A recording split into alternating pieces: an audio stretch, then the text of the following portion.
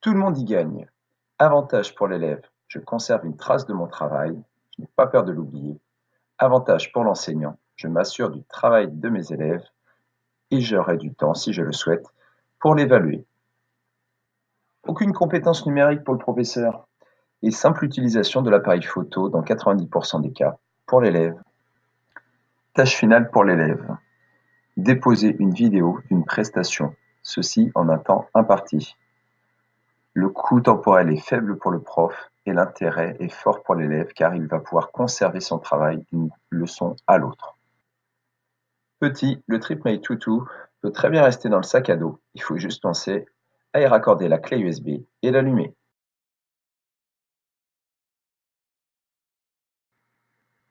Quel que soit l'appareil numérique mobile utilisé par l'élève, smartphone, tablette, une unique fiche résume la procédure pour déposer une donnée.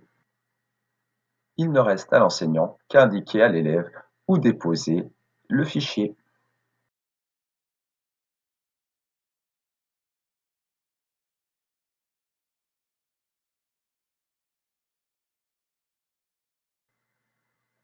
Petite astuce, donnez un numéro à chacun de vos élèves ou groupes d'élèves afin de les aider à rapidement renommer leur fichier et vous aider, pour votre part, à vite identifier quels sont les élèves ou groupes d'élèves qui n'ont pas déposé leur travail. Ces fichiers peuvent être de différentes natures, des images, photos, capture d'écran, vidéo, audio, tableur.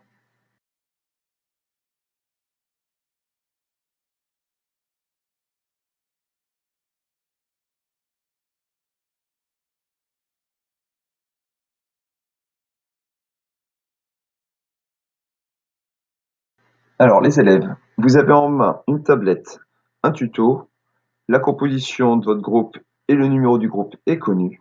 Maintenant, à vous de déposer dans le dossier de votre classe une photo où apparaîtra tous les membres ainsi que le numéro du groupe.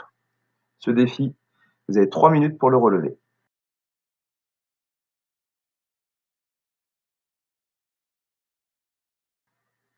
Vous avez un colis à livrer? Simple.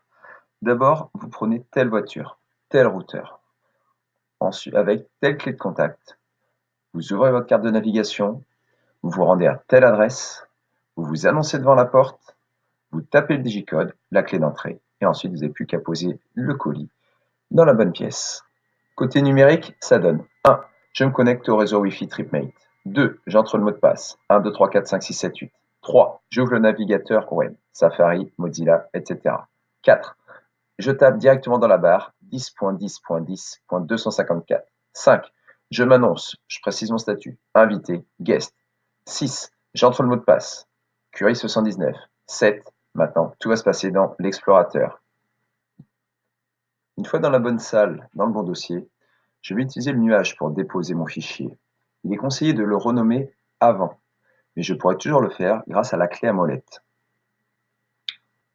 L'anticipation demeure le maître mot. Attention à ne pas attendre les dernières minutes pour déposer votre donnée, surtout si c'est une vidéo.